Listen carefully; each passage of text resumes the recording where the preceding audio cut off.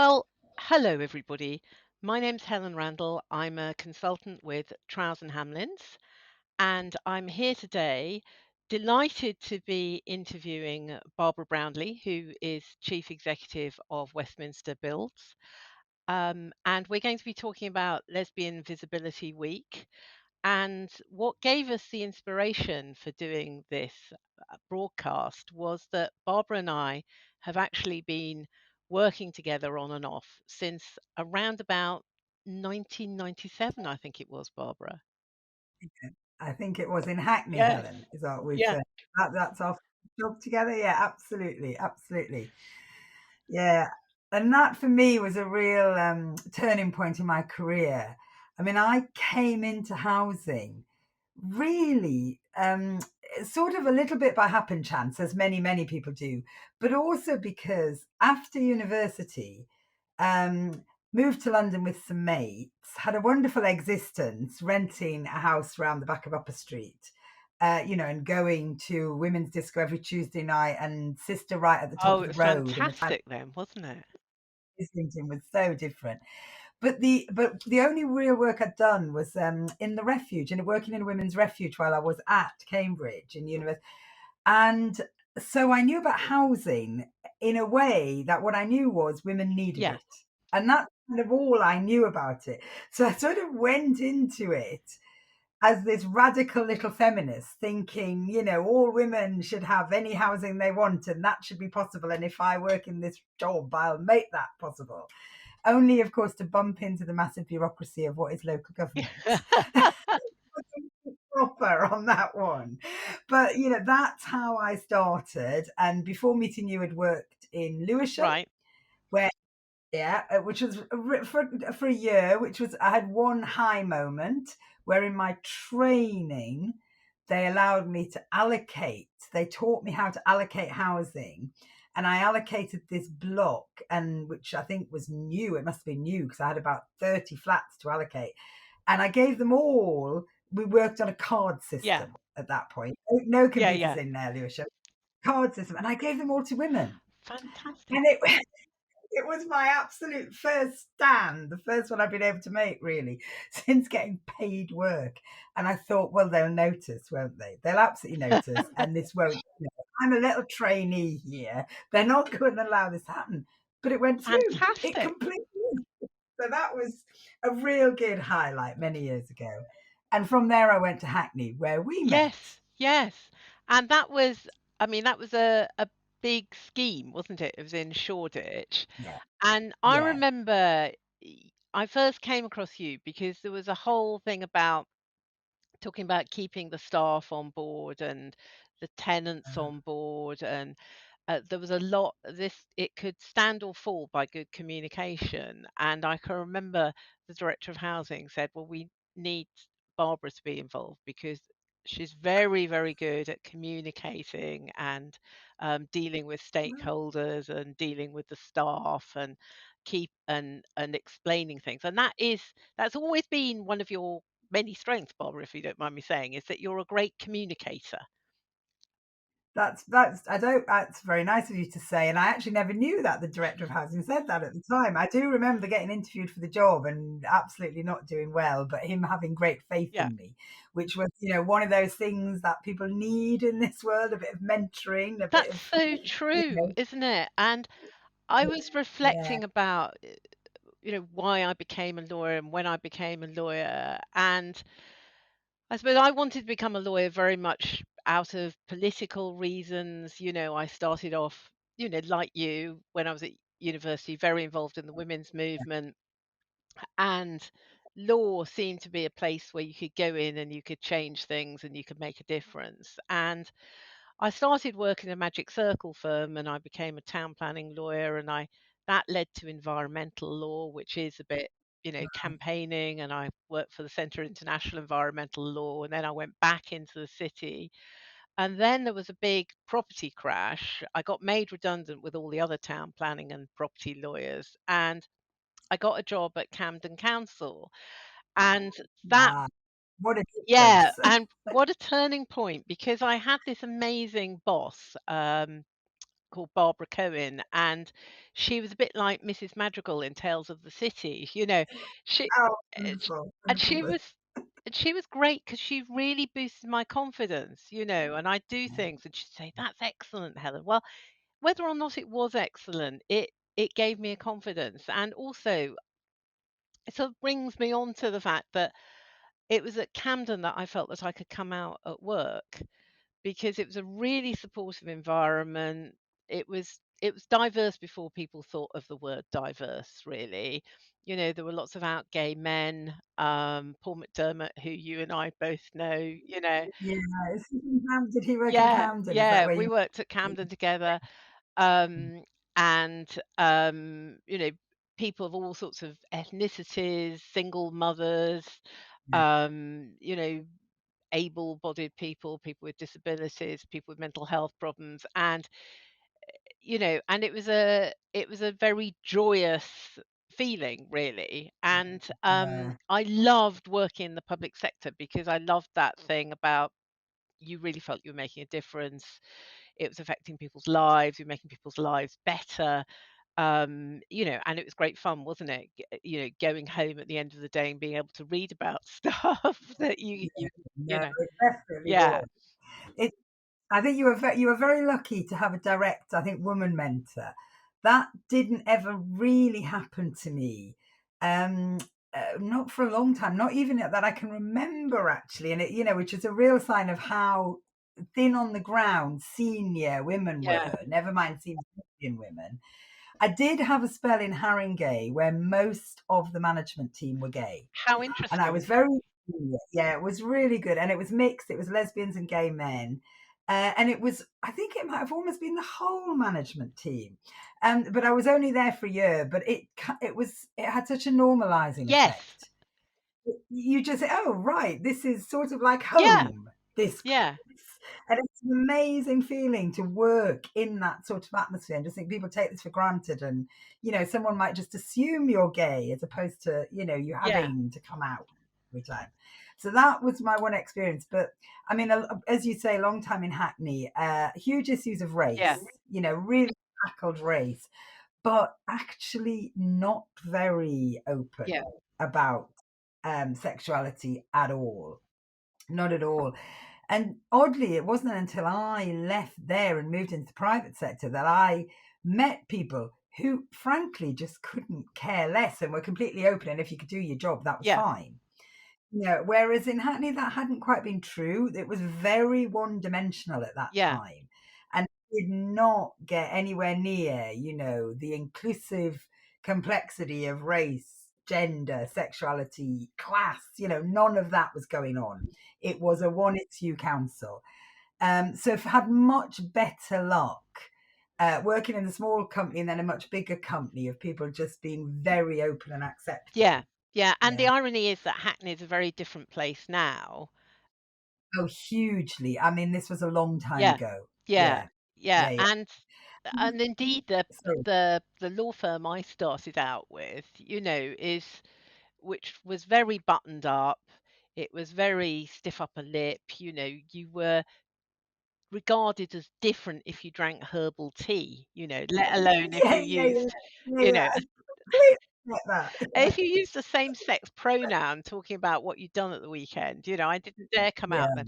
And now it's, you know, it's all, you know, going for awards on diversity and things. It's a completely different I, place, I, you know, but I know. It's sort of, when did it suddenly become cool to be a I don't lesbian? know. You know, that's what happened in our I know. lives somehow. When it started out, it so was not It so was not cool. cool. It so was not cool. And you still have to remember all that stuff about, gender pay gaps Yeah, and, who runs 90% of the stuff I out know. there? It is not you and me, Helen, and Exactly. but it is definitely much easier. If I think about Westminster now, the council working now, I mean, the work that council has done to embrace the whole diversity agenda is Yeah. incredible. And real structural changes, like, around maternity leave, stuff that really Yes. counts. Family friendly leave, 6 months full pay, 6 months half pay, mother or father, Yeah. man or woman, Yeah. completely equal. Huge steps like that. You know, having setting up the networks, which I guess a lot of people have done, but you know, having some very poignant speakers around transgender issues, around, you know, at events, Yes. at all those points in the year, history months, whatever, but just embracing that in a massive Yeah. way and bringing people into the council just to tell their stories, and you get very powerful change, I think, from that kind of I thing. couldn't agree with you more. And as you to use a word you used earlier, it's about normalizing things, isn't it? That Yeah, actually, yeah, there is a whole array of people. And, yeah, they might be lesbian, gay, bi, trans, yeah, different absolutely. heritage, whatever.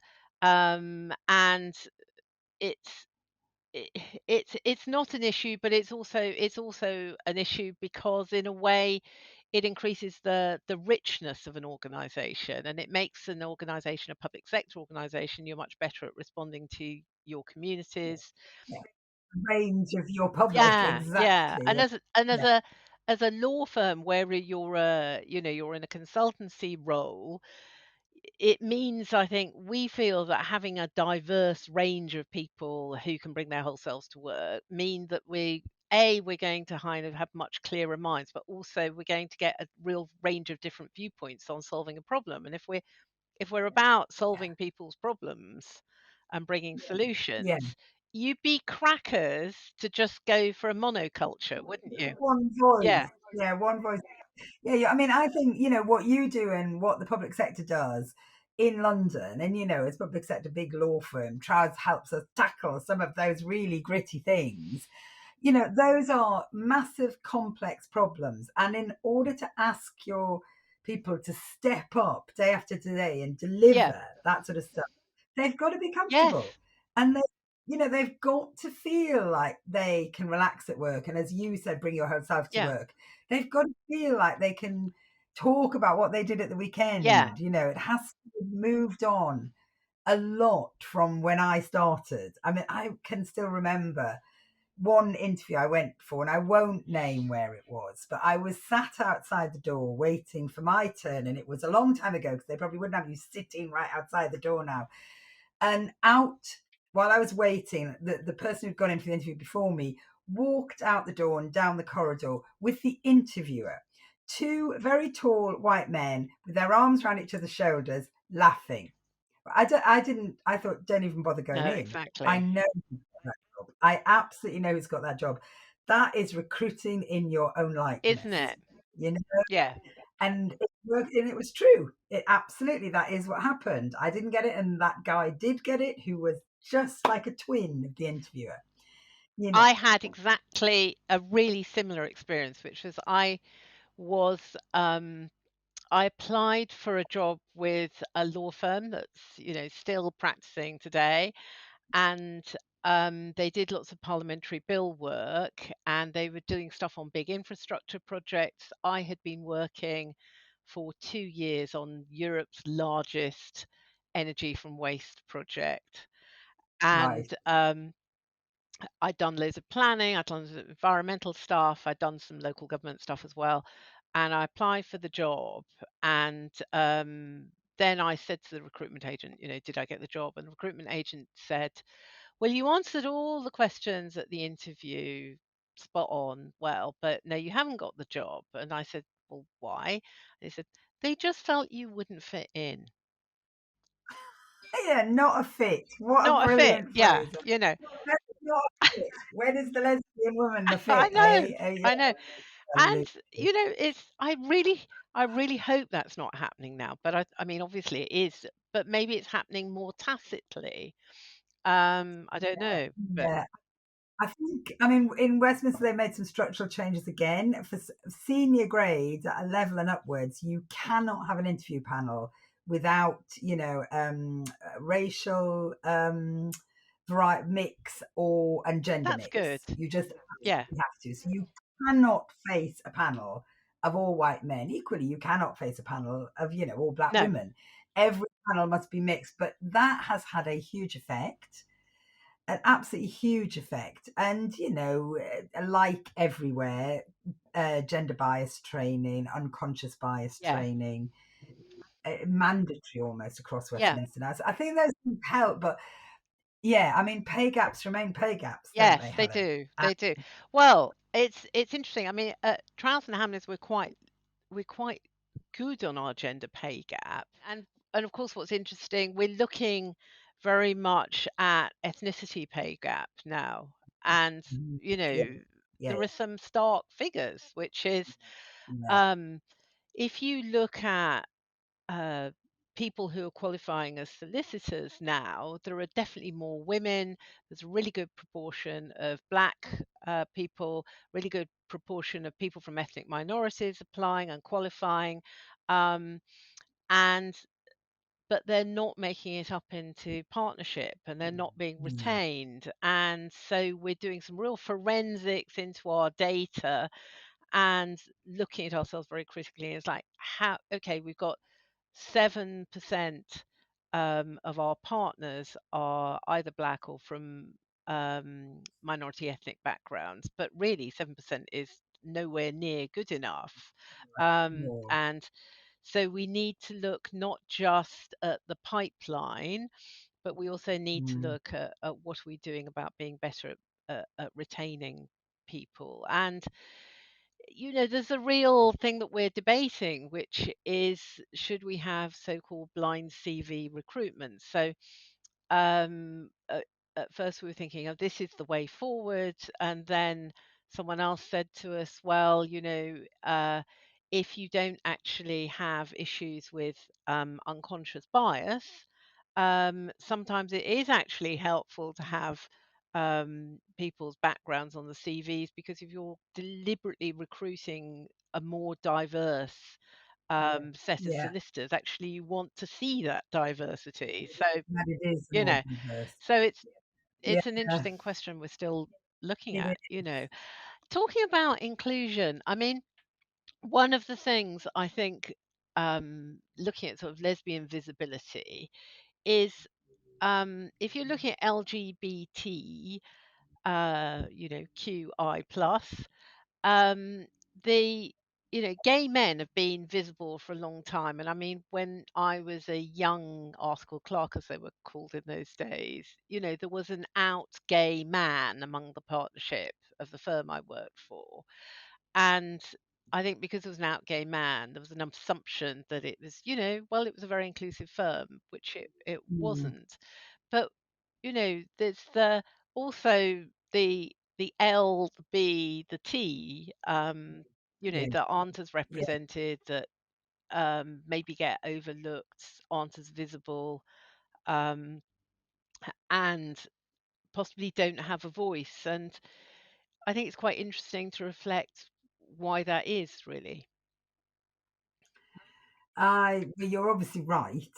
You're obviously absolutely right. And it's one of the issues that in Westminster we have really, really put some effort into thinking about and tried, I think, to there's the thing about Yeah. allies, which I think is one way to Yes. go. I mean, I suppose that's answering your question as to why it is not visible.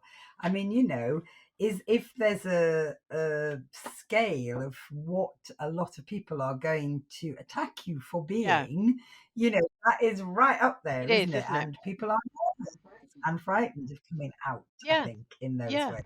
Very nervous that it will affect their whole not their job, their career prospects, and equally any sort of friendships at work, Yes.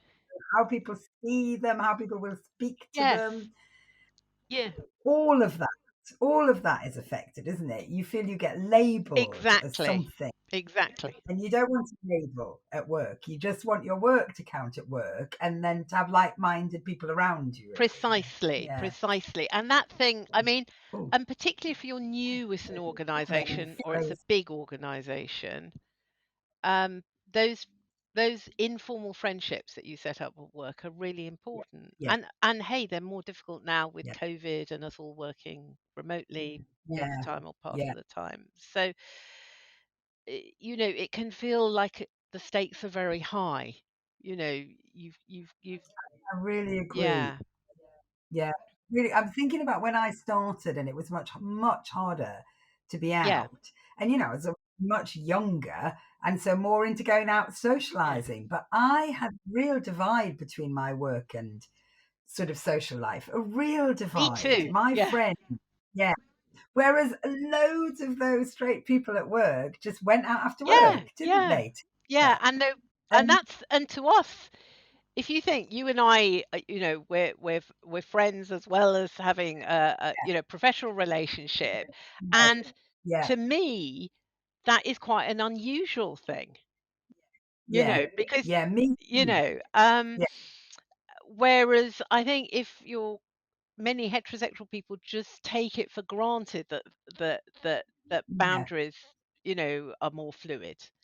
Um, Absolutely. yeah, And work is gonna be a source of great yeah, friendships. yeah, yeah, Whereas, yeah, I used to run out of those offices to go to the pub with other people who I absolutely didn't work with. exactly. Yeah, yeah, And sadly, when I was quite junior, I used to dread being seen at the weekend with my girlfriend, by colleagues, because I was thinking, "Ooh, what will happen to me?" yeah, I mean, yeah. I did know someone who had been sacked from a law firm for being a lesbian. Really? Yeah, and that made me very cautious.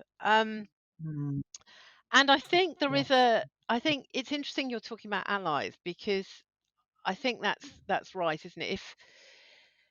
If you think about sort of informal allies, I mean, I think I started out when I came out at work, it was the people I felt comfortable with that maybe wouldn't in a million years have thought of themselves as allies, but they were allies in as much as I felt I could come Yeah, out to them, and then they kindly came out on my behalf to other people who maybe didn't know, yeah, yeah, and um, so and now we've got a more of an infrastructure around people being allies. And I think it's really important that we have allies, not just general LGBT allies, but people maybe who say they're a trans ally or the bi ally, you yeah. know. I can completely agree. I completely agree. I mean, if you wherever you work, the people who do get on and get up are people who are mentored, aren't Yeah. they? However informally it is Yeah. done, it you need someone who spots you have some potential, who then will advocate for you when you're not in the room. Exactly. You know, Yeah. who will say, this person, I think you could give them a shot on that Yeah. project. I think they've got potential. They need to do that for you when you are making your way up. And I know people did that for me, and Yeah. likewise, in the same way as you, we're not formal allies at all, but I was lucky enough to meet some people who thought they spotted potential. So, I got given some good roles. Yes. Um, yeah, and you just have to do that for people. We do reverse mentoring. I'm very Right. It's interested to hear about your relation, brilliant. how it's Uh, going at Westminster. right. It's so interesting because, you get to a point in your career, and actually you're very lucky and very blessed, Yeah. when you get to do some great stuff. Um, and actually, I've done two, maybe three reverse mentorings now in the Yeah. last couple of years with young black staff. And hearing it from their end Yeah. is nobody will ever tell you this stuff. No. As a senior leader, as a manager, as somebody, a partner in Trowers, you will never hear, what actually happens on the ground in the office to junior staff and, junior black Yeah. staff or junior trans staff or, whatever it is, you won't get it. And learning what the organization is like from their perspective and what they feel is brilliant, what they feel are barriers, what works, what doesn't work. I've talked to people who said, well, I worked in a regen office somewhere, and then I've come into head office on Victoria Street, and I can't stand it. Everybody just sits at their desk and works, right, in silence. And there's part of me thinking, thank God, that's exactly what we want. Perfect. And then you sort of unpick it and you think, okay, yeah, there's massive cultural assumptions in how we work. And this person had come from an office where they shared food, they shared lunchtimes, they didn't not work, they didn't not deliver, they delivered really well. Yeah. But they embraced each other in kind of a massively more friendly way and open way than head office at Victoria Street did. Now you have to work your way through those things and you'll never get it completely right. But you know, it made me do some things as an exec director leading a team. I changed some Yeah. things. We set up a young person's network, you know, that we hadn't had before. And we started thinking about what people who first came in very young Yeah. need. So I think go for it. I think reverse mentoring, it opens your eyes to a lot. It can be quite hard to hear some of it, Helen, but it's a good Well, thing. I think that sounds like a really Yeah, inspiring story, and there's lots to learn, isn't it? And there is yeah, massive yeah. learn. Yeah, there is. Well, Barbara, I mean that's been a great conversation with you. Thank you very I, much. it's been really good. That's excellent.